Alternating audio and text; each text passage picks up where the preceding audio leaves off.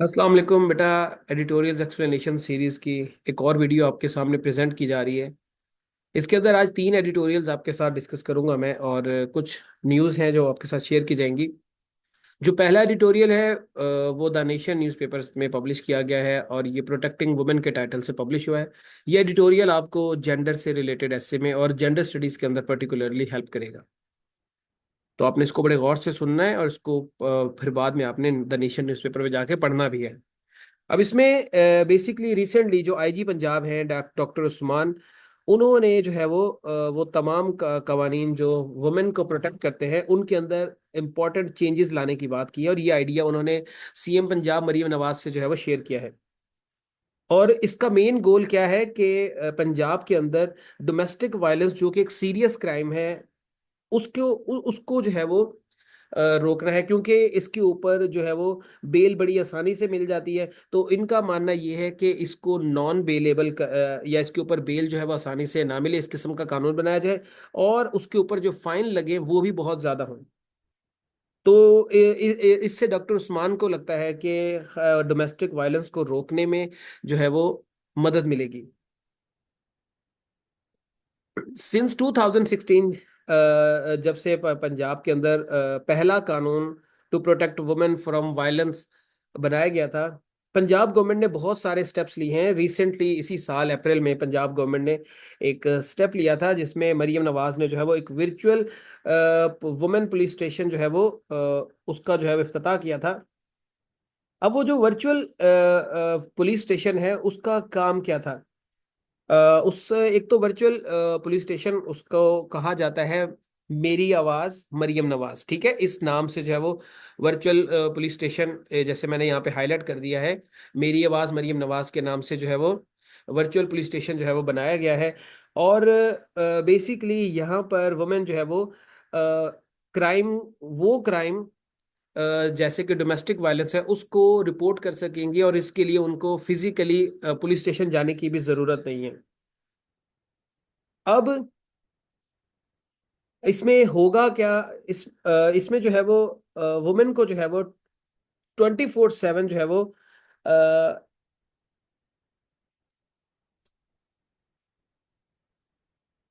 Support हासिल होगी from crime registering an FIR to an investigation and court trial stages. मतलब FIR दर्ज करवाने के बाद जो इन्वेस्टिगेशन होती है और कोर्ट का ट्रायल चलता है, जब तक डिसीजन नहीं आ जाता तब तक की स्टेज में खवातीन को जो है वो जो भी सपोर्ट पॉसिबल लीगल सपोर्ट चाहिए होगी वो जो है वो खवातीन को प्रोवाइड की जाएगी।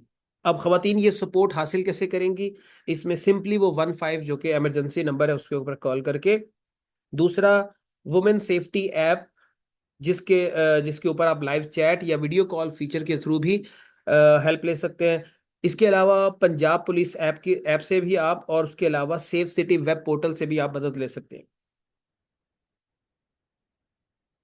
अब जैसे मैंने आपको बताया कि ये जो सर्विस है मेरी आवाज़ मरियम नवाज, जो कि वर्चुअल पुलिस स्टेशन है, वो बेसिकली खवातीन को हेल्प करेगा regarding the cases of harassment और other crimes, particularly domestic violence. और उसके लिए उन्हें पुलिस स्टेशन जाने की भी जरूरत नहीं है। Even they can remain anonymous, उन्हें अपना नाम एड्रेस शो करने की भी जरूरत नहीं है। अब इसमें एक अच्छी चीज ये है कि इसमें वीडियो कॉल फीचर जो है वो ऐड किया गया है, जैसे इस इमेज के ऊपर आपको नजर आ रहा है। तो इसमें क्या होगा कि वुमेन जो है वो अपने इश्यूज लाइव वीडियो कॉल पर भी रजिस्टर करवा सकते हैं, रिपोर्ट करवा सकते हैं। During the video they can show their location and explain their problem to the police.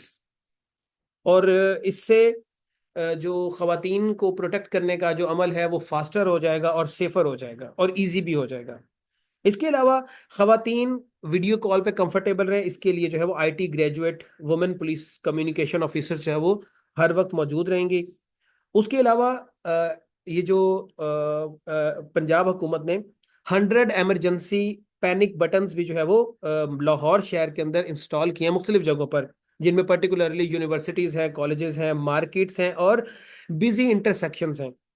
अगर कोई वुमेन अनसेफ फील करती है, she simply can press the button, जो कि सेफ सिटी सिस्टम से जो है वो कनेक्ट होगा, और उन्हें इमीडिएटली जो है वो हेल्प मिल जाएगी। ठीक है। और मतलब अगर किसी वुमेन को जो है वो कुछ लोग हरास कर रहे हैं या उन्हें तंग कर रहे हैं, तो वो खातून इस इमरजेंसी पैनिक बटन को प्रेस करके हेल्प ले सकती हैं। उसके अलावा इनकी हेल्पलाइन 1787 पे या safe city authority web portal पे भी आप विदाउट रिवीलिंग योर आइडेंटिटी अपनी फाइल जो है, अपनी जो इश्यूज हैं उनको रिपोर्ट करवा सकते हैं। अब ये तो सारे के सारे फीचर्स मैंने आपको बता दिए मेरी आवाज मरियम नवाज के। अब इस एडिटोरियल के अंदर क्या बात की गई बेटा, इस एडिटोरियल के अंदर बात की गई है कि जब से ये वर्चुअल पुलिस स्टेशन बना है, तब से लेकर आज तक तकरीबन 1,15,000 जो क्या कहते हैं कंप्लेंट्स वो रिसीव हुई हैं। शो करा दीजिए, जो कि ये शो करती है कि बहुत ज्यादा तादाद में खवातीन जो है वो, उनको जो है वो हमारी सोसाइटी में मसले मसाइल का सामना, और ये सिर्फ पंजाब की सूरत हाल है। अब इसमें से आधी से ज्यादा कंप्लेंट जो है वो, तकरीबन 60,000 कंप्लेंट जो है वो रिलेटेड है डोमेस्टिक वायलेंस के, डोमेस्टिक वायलेंस के जो है वो रिलेटेड है। तो जबकि इनमें से भी सिर्फ 3,500 रिपोर्ट्स ऐसी थी जिनके ऊपर एफआईआर जो है वो दर्ज की जा सकी है। और बहुत सारे केसेस में एफआईआर दर्ज नहीं की जा सकी because they were considered non cognizable crime. यानी कि जब तक उनके ऊपर विक्टिम कोई एक्शन लेने का फैसला ना करे, तब तक जो है वो उनके ऊपर जो है वो एफआईआर या उनके ऊपर केस दर्ज नहीं हो सकता। अब प्रॉब्लम ये है कि हमारी सोसाइटी के अंदर, जो कि पैट्रियार्कल सोसाइटी है, वहां पर मेल मेंबर्स का प्रेशर इतना होता है कि फीमेल जो है वो एफआईआर दर्ज ही नहीं करवाती, जिसकी वजह से जो एब्यूजर है यानी कि मेल मेंबर है वो अपना वायलेंट बिहेवियर, अपना जो क्या कहते हैं एब्यूसिव बिहेवियर जारी रखते हैं। तो इसलिए डॉक्टर उस्मान का ये मानना है कि लॉ को चेंज किया जाए। तो उससे क्या होगा कि एक तो इसको नॉन बेलेबल क्राइम बनाया जाए, किसके ऊपर आपको बेल नहीं मिल सकती। दूसरी चीज, फाइन एक अच्छी खासी अमाउंट लगाया जाए, जो कि 1 मिलियन उन्होंने कहा है कि होनी चाहिए, जो कि एक बड़ी अमाउंट है और हर बंदा उसको अफोर्ड नहीं कर सकता। और मोस्ट इंपॉर्टेंटली, अगर विक्टिम एफआईआर ना दर्ज करवाए या एफआईआर दर्ज करवाने के बाद अपना केस वापस ले ले, तब भी जो है वो स्टेट के पास ये अथॉरिटी हो कि वो अब्यूजर के खिलाफ एक्शन ले सके। ये सबसे अच्छी चीज है। सो इस तरह से जस्टिस भी लोगों को मिलेगा, इंसाफ भी मिलेगा। और अगर अब्यूजर जो है वो डरा धमका के विक्टिम से केस वापस ले सकता है, तो अब्यूजर की वो सलाहियत भी खत्म हो जाएगी। और अब्यूजर अगर विक्टिम केस वापस भी लेता हो, तो स्टेट उसको जो है वो नहीं छेड़ेगी, और इस तरीके से वुमेन को जो है वो प्रोटेक्ट किया जा सकता है। तो ये एक अच्छा कानून है, एक अच्छा स्टेप है, जो कि खवातीन को जो है वो लॉन्गर टर्म में जाकर काफ़ी ज़्यादा प्रोटेक्शन प्रोवाइड करेगा। तो आप इसको ज़रूर पढ़ें, और इसके ऊपर जो है वो जेंडर स्टडीज़ में और एसए के पेपर में जो है वो काफ़ी ज़्यादा जो है वो डाटा प्रोवाइड लिखा जा सकता है। उसके बाद बेटा जो हमारा सेकंड एडिटोरियल है वो डॉन न्यूज़पेपर में पब्लिश हुआ है, और उसका टाइटल है आईएमएफ एस्टिमेट। नाम से पता चल रहा है कि आईएमएफ ने जो है वो कुछ इकोनॉमी से रिलेटेड जो है वो फॉरकास्ट फॉर पाकिस्तान जो है वो दी होंगी। International monetary fund IMF, IMF ने जो है वो ये प्रिडिक्ट किया है कि पाकिस्तान की इस साल जो इकोनॉमिक ग्रोथ होगी वो 3.2% होगी। ये नंबर आल्दो उस नंबर से कम है जो गवर्नमेंट ने सिलेक्ट किया है या गवर्नमेंट ने टारगेट किया है, वो है 3.5%। गवर्नमेंट ने 3.5% ग्रोथ जो है वो एक्सपेक्ट की है, और आईएमएफ कहता है कि एक्सपेक्टेड जो ग्रोथ है या जो प्रोजेक्टेड ग्रोथ है दैट विल बी 3.2%। और आल्दो ये हमारे टारगेट से कम है, but still it seems very optimistic optimistic because Pakistan की जो फाइनेंशियल सूरत हाल चल रही है, जो पाकिस्तान के बैलेंस ऑफ पेमेंट्स के इशू चल रहे हैं, पाकिस्तान फॉरेन डेट नहीं पे कर पा रहा, तो उसको देख के ये काफी ज्यादा ऑप्टिमिस्टिक एक नंबर लग रहा है जो आईएमएफ ने दिया। हमने तो करना ही करना है, आईएमएफ ने भी 3.2% दे दिया है। तो उसके अलावा आईएमएफ के अलावा जो दूसरी ऑर्गेनाइजेशंस हैं like world bank and Asian development, उन्होंने जो है वो हमारी जो ग्रोथ वो आईएमएफ से कम जो है वो प्रेडिक्ट किया। दे प्रेडिक्टेड 2.8% जो है वो हमारी ग्रोथ होगी इस साल, इकोनॉमिक ग्रोथ की बात अगर हम करें। State bank of Pakistan expect करता है कि पाकिस्तान की जो इकोनॉमी है वो ग्रो करेगी बिटवीन 2.5% टू 3.5% के दरमियान। ये स्टेट बैंक ऑफ पाकिस्तान ने जो है वो प्रेडिक्ट किया है। अब आपको पता ही है कि रिसेंटली आईएमएफ जिन्होंने पाकिस्तान के लिए $7 बिलियन का जो है वो एक बेल आउट पैकेज जो है वो अप्रूव किया था, वो ये समझते हैं कि पाकिस्तान की जो इकोनॉमिक ग्रोथ है वो 2029 तक 4.5% तक पहुंच सकती है। 2029 तक ये 4.5% तक पहुंच जाएगी। इसके अलावा आईएमएफ ने एक लेटेस्ट रिपोर्ट के अंदर ये भी बात कही है कि पाकिस्तान का जो इन्फ्लेशन है वो 23.5% से कम होके 9.5% तक चला जाएगा इस साल। और ये 2029 तक 6.5% तक चला जाएगा, विच शोज कि हमारी इकोनॉमी लेटर स्टेजेस में जैसे जैसे हम आगे मूव करेंगे इंशाल्लाह बेहतरी की तरफ जो है वो जाएगी। उसके बाद अ, इन्होंने ये भी बताया है कि पाकिस्तान का जो करंट अकाउंट डेफिसिट है, यानी कि हमारी स्पेंडिंग और हमारी जो income gap between its spending and income stabilising, वो जो है वो 0.9% पे जो है वो 9% ऑफ आर जीडीपी ये रहेगा। ये आपका क्या होगा, करंट अकाउंट डेफिसिट। ये आपका 0.9% ऑफ जीडीपी पे जो है वो स्टेबल रहेगा, फिक्स रहेगा। तो इसका मतलब ये है कि पाकिस्तान आईएमएफ के जो नए प्रोग्राम के हिसाब से जो गोल्स हैं उनको मीट कर लेगा। और इसको देखते हुए पाकिस्तान के अंदर मजीद फंड्स आ सकते हैं और कुछ पाकिस्तान का फाइनेंशियल जो बर्डन है वो कम होने की चांसेस हैं। अब ये जो साइंस ऑफ इकोनॉमिक इंप्रूवमेंट आए हैं, बट एट व्हाट कॉस्ट, किस कीमत पे हमें जो है वो ये साइंस जो है वो एक इकोनॉमिक इंप्रूवमेंट मिल रही है। Although inflation is decreasing, growth is returning. Foreign funding from IMF has helped eased external financial pressures. लेकिन ये रिकवरी आ रही है गवर्नमेंट की स्पेंडिंग से। गवर्नमेंट को अपने अखराजात कम करने पड़ रहे हैं on essential services. Strict policies बनानी पड़ रही हैं, लाइक अपनी इंपोर्ट्स को कम करना पड़ रहा है, इंटरेस्ट रेट हाई करना पड़ा जिसकी वजह से लोगों के लिए पैसा बोरो करना मुश्किल हो गया। ठीक है। इसका इसका मतलब ये है कि still financial problems are bigger in Pakistan. उसके अलावा जो नंबर इंप्रूव हो रहे हैं, आपकी इकोनॉमी इन्फ्लेशन डिक्रीज हो रहा है, करंट अकाउंट डेफिसिट कम हो रहा है, ग्रोथ रेट बढ़ रहा है, आपका एक्सपेक्ट अच्छे जो है वो फिगर्स आ रहे हैं, बट लोगों की जो जिंदगी है उसमें कोई इससे फायदा नजर नहीं आ रहा। स्टिल लोग जो है वो उसी तरह की बिलो पॉवर्टी लाइन जो है वो जिंदगी गुजार रहे हैं। और स्टिल हमें जो है वो आईएमएफ की जरूरत है अपनी इकोनॉमी को बेहतर करने के लिए। सो अब हमें करना क्या चाहिए। पाकिस्तान को जो है वो आईएमएफ के प्रोग्राम के साथ साथ अपने मुल्क में जो है वो स्ट्रक्चरल चेंजेस भी लाने की जरूरत है, स्ट्रक्चरल रिफॉर्म्स लाने की जरूरत है, ताकि हमें लॉन्ग टर्म इकोनॉमिक बेनिफिट्स हासिल हो। उसके अलावा हमें फॉरेन डायरेक्ट इन्वेस्टमेंट लाने की ज़रूरत है, अपनी एग्रीकल्चर और इंडस्ट्रियल सेक्टर को इम्प्रूव करने की ज़रूरत है। इससे हमारी एक्सपोर्ट बढ़ेगी, जो कि हमारे बैलेंस ऑफ पेमेंट को के इशू को रिजॉल्व करने में जो है वो या रिड्यूस करने में मदद करेगी। मतलब सिंपल वर्ड्स में कहें तो Pakistan needs to learn to walk before it can run. मतलब पहले चलना सीखें, बाद में दौड़ना बाद में हो जाएगा, पहले चलना सीख लें।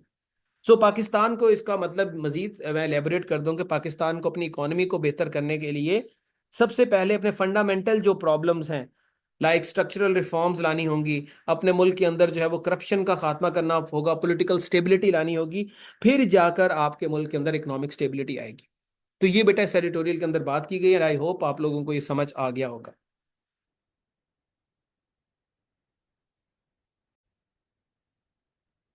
अब जो बेटा हमारा तीसरा एडिटोरियल है, इसका टाइटल है India joins murder club. The express Tribune में ये पब्लिश हुआ है। और basically it discuss the diplomatic clash between India and Canada. Recently India और कनाडा जो है वो दोनों एक दूसरे के ऊपर जो है वो इल्जामात लगाते हुए नजर आ रहे हैं और दोनों एक सीरियस डिप्लोमेटिक कॉन्फ्लिक्ट में जो है वो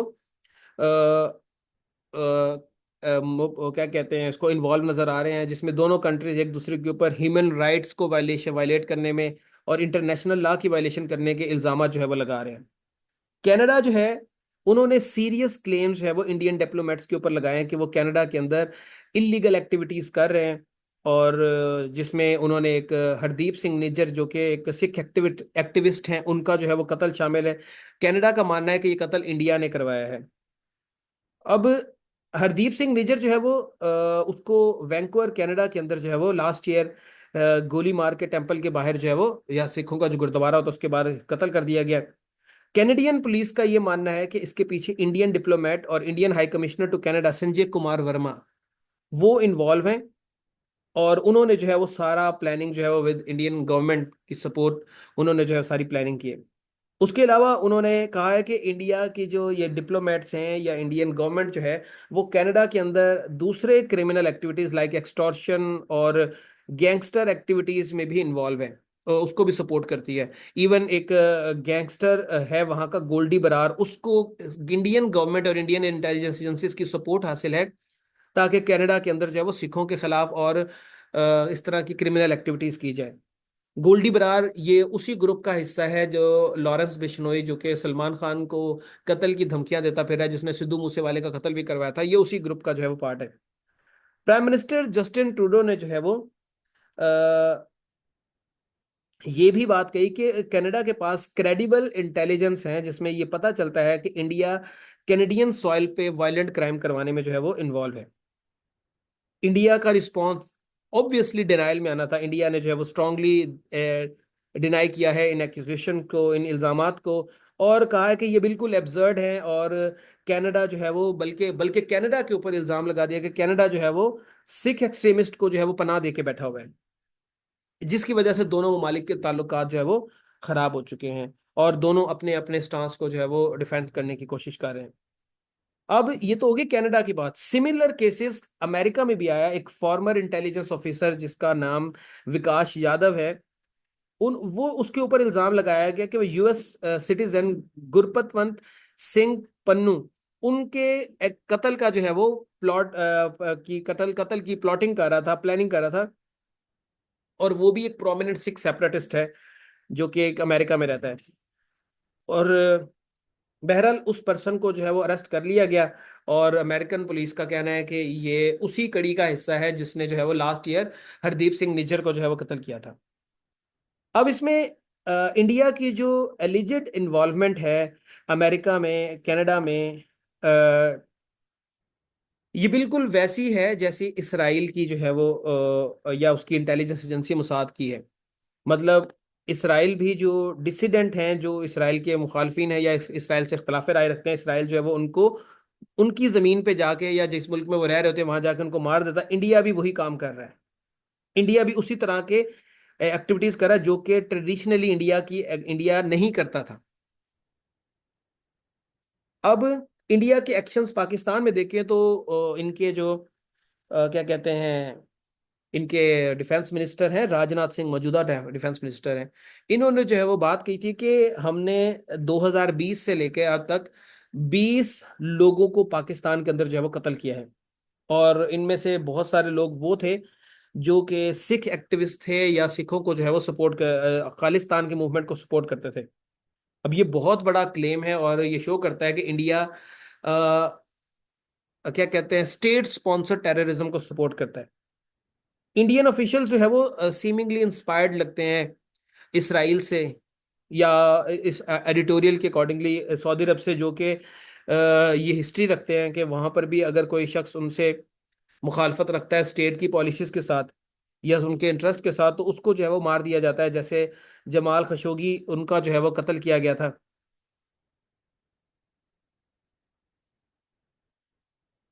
अब ये जो इंडिया के एलिजिड एक्शंस हैं countries like Pakistan, Canada and US, ये शो करता है कि इंडिया जो है वो दूसरे कंट्रीज की सोवरेनिटी को प्रोटेक्ट नहीं कर सकता। इस तरह का बिहेवियर ट्रांसनेशनल रिप्रेशन कहलाता है, जिसमें एक गवर्नमेंट इलीगल तरीके से दूसरे मुल्क की सरजमीन पर अपने मुखालफिन का खात्मा करती है। और ये बेसिकली अथॉरिटेरियन रिजीम्स में होता है जहाँ पे 1 पर्सन रूल होता है। और इसमें इंडिया जैसे डेमोक्रेटिक कंट्री का शामिल होना वेरी डिस्टर्बिंग और बहुत ज़्यादा कंसर्निंग है। बहरहाल कनाडा और यूएस दोनों ही इस इशू को जो है वो कॉशियसली हैंडल कर रहे हैं, because India is a very की अलाई फॉर देम। कनाडा ने तो अपना गुस्से का इजहार कर दिया, बट अमेरिका ने जो है वो सच कोई गुस्से का इजहार तो नहीं किया, because India is a vital ally for can America in Indo Pacific region. So उन्होंने बहरहाल क्या कहते हैं, विकास यादव को पकड़ा है, जो इंडियन ऑफिशियल्स थे इंडियन एजेंसी के, और उनको पकड़ के उनके ऊपर चार्जेस लगाए हैं और उनको सजा दे रहे हैं कि इंडिया को ये मैसेज चला गया है कि आप जो है वो अलाइस के साथ अगर काम करना चाहते हैं तो आपको जो है वो रूल ऑफ लॉ को फॉलो करना पड़ेगा। इसके अलावा इंडिया का जो कनाडा और यूएस के साथ जो क्लैश है, ये एक वार्निंग के तौर पे देखना चाहिए। इंटरनेशनल कम्युनिटी को जो है वो इसके ऊपर जो है वो स्ट्रॉन्ग स्टैंड लेने की ज़रूरत है कि इंडिया के अगेंस्ट, ताकि इंडिया जो है वो और किसी मुल्क में जो है वो स्टेट स्पॉन्सर टेररिज्म को जो है वो प्रपोर्ट ना करे। और अगर तमाम ममालिक इस तरह की एक्टिविटीज़ में इन्वॉल्व हो जाएंगे तो इससे फिर ग्लोबल पीस और जो वर्ल्ड वाइड लोगों की सेफ्टी है वो फिर डिस्टर्ब हो जाएगी। तो ये डिप्लोमेसी और रूल ऑफ लॉ, ये क्या कहते हैं, ये क्रूशियल टेस्ट है कि डिप्लोमेसी और rule of law against the rise of nationalism and state sponsored terrorism prevail कर सकते हैं या नहीं कर सकते। तो ये बेटा इस एडिटोरियल के अंदर बात की गई थी, एंड आई होप आपको ये एडिटोरियल समझ आ गया होगा। उसके बाद बेटा अब कुछ न्यूज़ के ऊपर बात कर लेते हम लोग।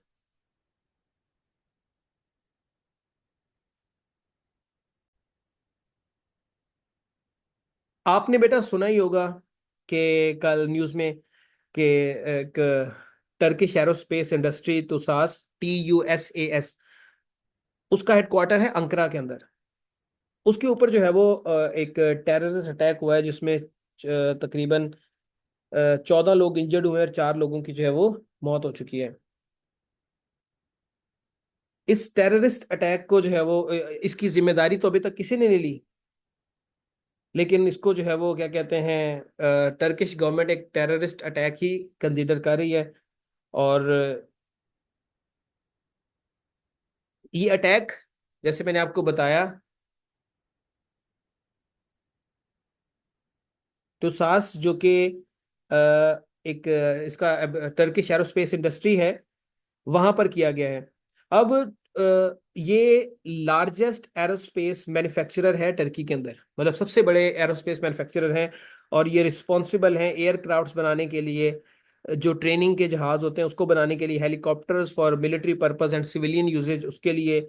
और उसके अलावा टर्की का जो फर्स्ट इंडिजिनस फाइटर जेट है, जिसे कान जो है वो नाम दिया गया है, वो भी इसी ने बनाया है। तो टर्की के डिफेंस सेक्टर में जो है वो ये बड़ा रोल, इसका इंपॉर्टेंट रोल है तुसास का। तकरीबन 10,000 लोग जो है वो यहाँ पे काम करते हैं। और टर्किश आर्म्ड फोर्सेस फाउंडेशन और टर्किश गवर्नमेंट जो है वो इसको ओन करती है। अब इसके इस अटैक के जवाब में जो मुख्तलिफ ममालिक के जो सरबराहान हैं इंक्लूडिंग पाकिस्तान, उन्होंने इसको कंडेम किया है, टर्की के साथ अपनी जो है वो क्या कहते हैं, इजहार यकजहती की है। लेकिन नेटो के, टर्की अब आपको पता है नेटो का भी इंपॉर्टेंट मेंबर है। तो नेटो के जो सेक्रेटरी जनरल है मार्क रहते हैं, जिनका ताल्लुक हॉलैंड से है, वो हॉलैंड के एक्स प्राइम मिनिस्टर भी हैं, उन्होंने इस इंसिडेंट को कंडेम किया है और टर्की को जो है वो नेटो की तरफ से हर किस्म की सपोर्ट की यकीन दहानी कराई है। तो this event has shock both Turkey and international community. और मजीद इन्वेस्टिगेशन के बाद ही ये पता चलेगा कि परपिट्रेटर्स का मोटिव क्या था, और वो किसके कहने पे जो है वो उन्होंने, या किस मकसद से जो है वो उन्होंने ये अटैक किया था। उसके बाद बेटा दूसरी चीज वो है rise in anti Muslim sentiments in Europe.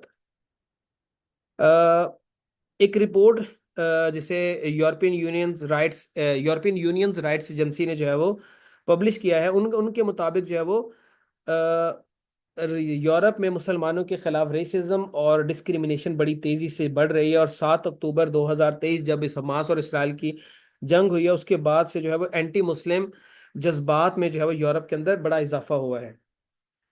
Several European Union countries have reported that के वो एंटी मुस्लिम इंसिडेंट में जो है वो काफी ज्यादा इजाफा हुआ है उनके मुल्क में। European union agency for fundamental rights, उनके जो है वो उनका मानना ये है कि बहुत सारे यूरोपियन कंट्रीज के अंदर भी वायलेंस मुसलमानों के खिलाफ जो है वो बढ़ा है। अब अकॉर्डिंग टू FRA, ये नंबर जो एंटी मुस्लिम सेंटिमेंट्स का था 2016 में 39%, अब ये नंबर राइज कर रहा है, बढ़ रहा है। उसके अलावा जिन ममालिक में ये केसेस बढ़ रहे हैं उनमें ऑस्ट्रिया, जर्मनी एंड फिनलैंड है। और ये बड़े कंसर्न की बात है कि ये वो कंट्रीज हैं जो अपने आप को डेमोक्रेटिक कंट्री कहलाते हैं।13 यूरोपियन कंट्रीज में जो है वो 2021 से लेकर 2022 तक जो है वो सर्वे किया गया था, जिसमें 9600 मुसलमानों से जो है वो सवाल पूछे गए थे। और उससे जो रिपोर्ट बनी थी उससे ये पता चलता है कि मुस्लिम्स में हर किसी को, मेन, वुमेन और बच्चे, सबको जो है वो टारगेट किया जा रहा है, not because of their religion but also उनके स्किन कलर, उनकी एथनिसिटी और उनका इमिग्रेंट बैकग्राउंड की बेस पे भी उनको टारगेट किया जा रहा था। मुसलमान बच्चे जो वहां पर पैदा हुए उनको भी टारगेट किया जा रहा है, और मुसलमान खवातीन जो ट्रेडिशनल मुस्लिम क्लथिंग रहती हैं उसको भी टारगेट किया जा रहा है, पर्टिकुलरली हिजाब को। मुसलमान जो यूरोप में रह रहे हैं उन्हें सिग्निफिकेंट चैलेंजेस का सामना है। FRA जो यूरोपियन यूनियन का जो है वो ह्यूमन राइट्स एजेंसी है, उन्होंने बताया कि 41% मुसलमान जो जॉब कर रहे हैं, जो भी जॉब कर रहे हैं, वो उसके लिहाज से ओवर क्वालिफाइड है। फॉर एग्जांपल, अगर किसी जॉब के लिए मिनिमम एजुकेशन इंटर चाहिए, तो वहां पर एक मास्टर्स लेवल का जो है वो मुसलमान काम कर रहा है। इसका मतलब ये कि मुसलमानों को उनकी क्वालिफिकेशन के हिसाब से जॉब्स भी नहीं मिल रही।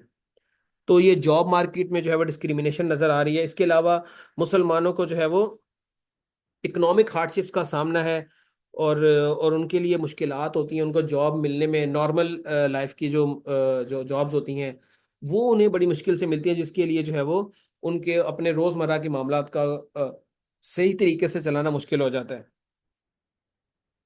अब आपको पता ही है कि यूरोपियन यूनियन में जो है वो मुसलमान टोटल पॉपुलेशन का 5% हैं, और इनमें से ज़्यादातर मुसलमान फ्रांस और जर्मनी में रहते हैं। और रिसेंट टाइम में मुसलमानों के जो है वो यूरोप के अंदर आने की या यूरोप के अंदर बढ़ने की इनकी तादाद की खास वजह ये भी है कि मिडल ईस्ट में, अफगानिस्तान में, इराक में, सीरिया में जो जंगें हो रही हैं या जो इख्तलाफात हो रहे हैं, कॉन्फ्लिक्ट्स हो रहे हैं, उनकी वजह से बहुत सारे लोग जो है वो यहाँ पर जो है वो रिफ्यूजीज बन के आ गए हैं। तो खैर, ये इस रिपोर्ट के अंदर जो है वो बात की गई है।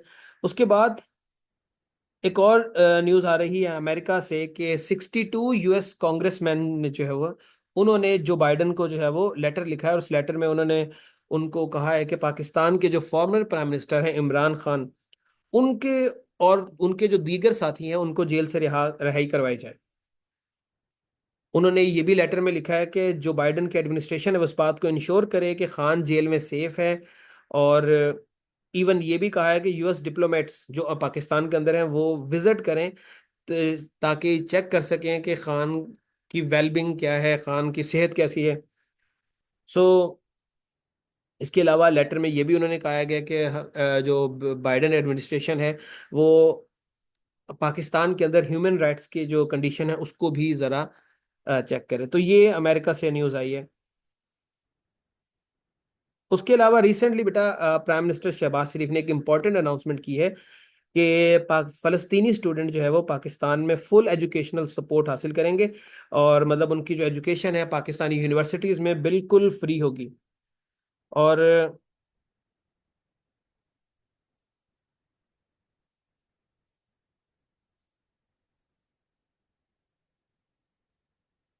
इसके अलावा,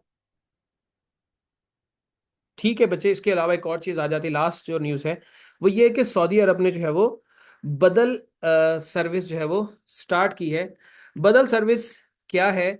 बेसिकली ये सर्विस है कि जिसमें कुछ क्वालिफाइड लोग होंगे जो कि किसी दूसरे पर्सन के बिहाफ पे उम्रा कर सकते हैं। फॉर एग्जांपल, अगर खुदा न खास्ता कोई पर्सन बूढ़ा है, बीमार है, इ- और वो नहीं जा सकता सऊदी अरब, तो उसके बिहाफ पे बदल सर्विस के थ्रू कोई पर्सन और जो है वो उम्रा करेगा। ये सर्विस मरे हुए लोगों के लिए भी है, ठीक है। मरा हुआ शख्स मतलब कोई शख्स जो उम्रा करना चाहता था बट नहीं कर सका, तो उसके मरने के बाद भी उसके बिहाफ पे कोई शख्स जो है वो उम्रा कर सकता है। और इस बदल सर्विस में जो पर्सन उम्रा करेगा वो तमाम नेसेसरी रिचुअल्स पूरे करेगा जो उस पर्सन ने करने थे। मतलब किसी पर्सन के बिहाफ पे वो सारी रसूमात अदा करेगा जो उम्रा करने के लिए ज़रूरी होती हैं। वो दुआ करेगा ड्यूरिंग पिलग्रिमेज, ज़ियारत के दौरान, और जब उम्रा कंप्लीट हो जाएगा तो वो इस बात का प्रूफ देगा कि उसने कंप्लीटली जो है वो कामयाबी के साथ उम्रा कर लिया है। उसके बाद सऊदी अरब की हुकूमत ये प्लान कर रही है कि फ्यूचर में ये जो सर्विस है ये हज के लिए भी इंश्योर के इसको जो है वो बढ़ाया जाएगा। कि मतलब अभी जो है सिर्फ उम्रा करते हैं लोग, आगे जाकर जो है वो हज भी इस तरीके से जो है वो किया जा सकेगा। चले, अब आप लोग कमेंट सेक्शन में बताएं कि क्या ये अच्छी सर्विस है, इससे लोगों को फायदा होगा या नहीं होगा, या हमें वहां पर जाकर ही हज करना चाहिए। तो ये आज के जो है एडिटोरियल्स की एक्सप्लेनेशन थी। उम्मीद है आप लोगों को चीज़ें समझ आ गई होंगी। कल इंशाल्लाह आप लोगों से दोबारा मुलाकात होगी। अल्लाह हाफिज़।